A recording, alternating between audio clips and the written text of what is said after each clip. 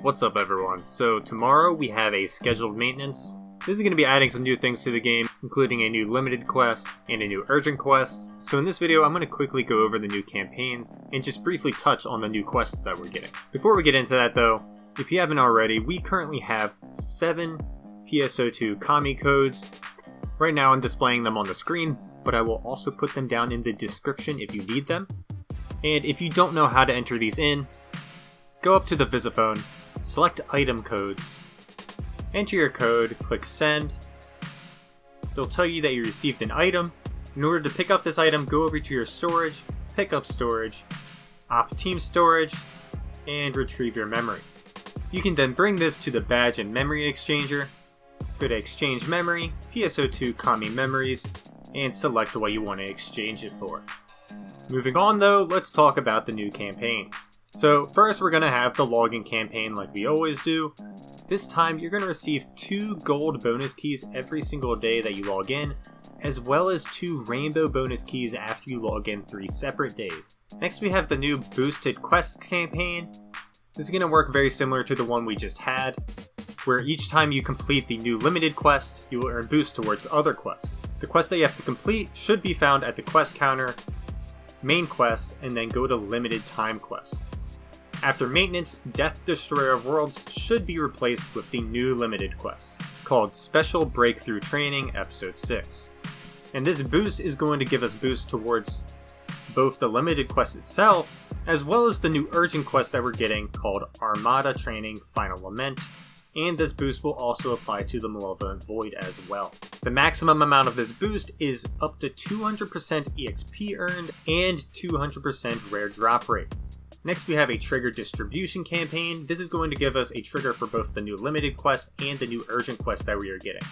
So when you log in, you should be able to go up to your Visiphone and receive both a trigger for the urgent quest and the limited quest. Next we have the Casino Coin Pass campaign.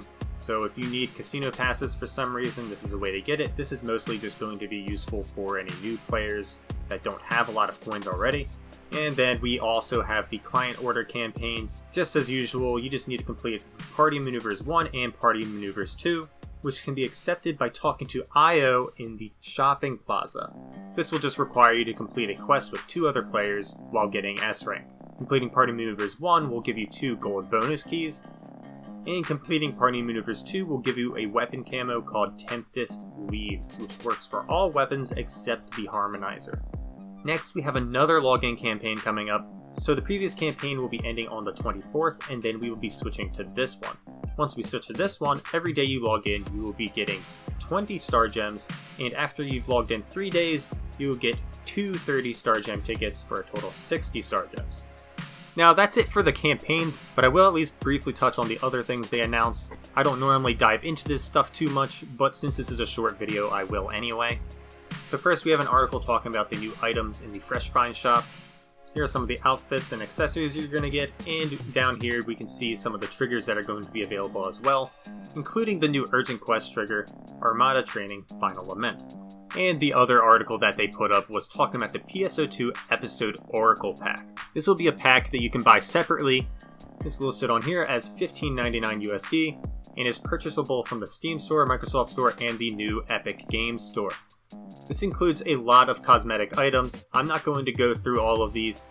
However, if you are interested in this, you can always check out the article yourself, or you could also look at the store page for this pack when it is released tomorrow.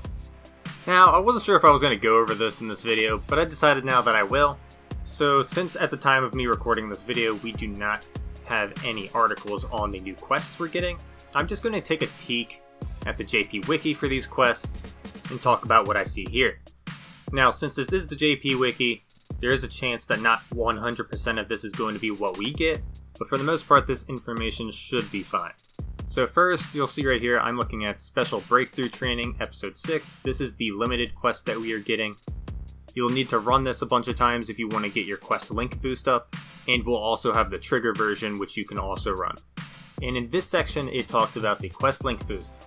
Right here it says that the trigger only gives us 20,000 points towards that boost, which is no more than the ultra hard version of it.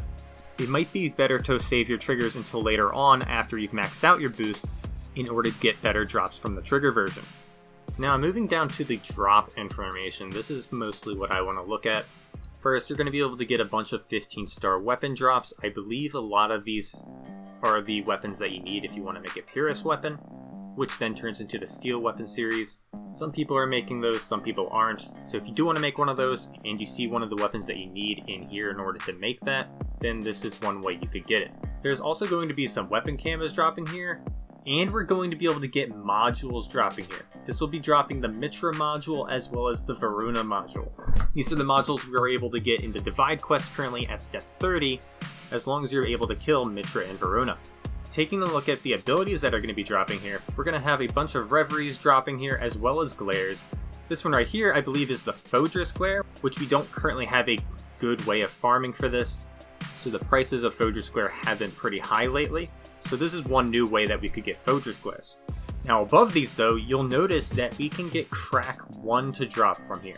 Assuming that this is dropping on units and not just weapons, this would be a nice way of getting Crack. However, this will only be dropping from the trigger version of the limited quest. And depending on how much Crack does drop from here, this might not end up being a very good way of farming for it, since you do need triggers just to get this. Below that we have the S augments. I'm not sure what most of these are because I don't think the translations are correct, so I'm not really going to look into this right now. So instead, let's take a look at the new urgent quest that we're getting, called Final Lament. I have two different links open right now for this. On the JP Wiki, it's called Ship Destruction Training The Last Whale, and if we look at the Arx Visiphone, it's called Morning of Demise. I'm going to be taking a look at the Morning of Demise mostly, just because it's easier to read. This quest should have a few similarities to the current Armada quest that we already have. So just like Armada of Demise, you're going to be accumulating quest points. And this will be by defeating enemies, destroying enemy fighters, and destroying turrets. Now, there's a bunch of information here going over exactly what you should expect when going into this quest, but I'm not going to go over this right now. I'm probably going to wait to talk about the quest more once the quest is released. So instead, let's go down and talk about the drops again. So first, we have these 15-star weapons that are going to be dropping. These weapons are more specific to the Scion classes that we have, so you can expect their potentials to be geared towards the Scion classes rather than the original classes that use these weapons. So we got the Adel series here for Hero, we got the Sirios series for Phantom, and we got the Fimble series for Etoile. There's also going to be a bunch of other weapons dropping here. I'm not going to go too deep into these. However, there are going to be a lot of 13-star units dropping here. Some of these should be pretty useful for their special ability factors. Moving down though, we're going to have a bunch of Glares dropping here as well, including Shiva Glare, which we were unable to get up until now. There are a lot of S augments dropping here. The main S augments that I'm really interested in are going to be the ones for units, such as S6 Wise Skill, that should be dropping on 13-star rear units, and gives you plus 15% to critical rate. Another good one in here is S7 Attack Up 2, which gives you plus 45 to all attack. And at the bottom here, you'll see that this is also going to be dropping a number of modules. However, if we look to the right of this, you'll see that every time you run this, if you do this on Ultra Hard, it's always going to drop 3 Shiva modules. So you're guaranteed to be able to farm Shiva modules here if you need to. Now, other than that though, that's all I wanted to talk about related to the quests at the moment. I might talk about them again once they put out an official article on them, but that really depends on what exactly they say in that article. At the very least, I just wanted to go over what kinds of drops you can expect to be able to get from these quests. But anyway, if you like this video and you want to see more, make sure to leave a like, subscribe to the channel, and I'll see you in the next one.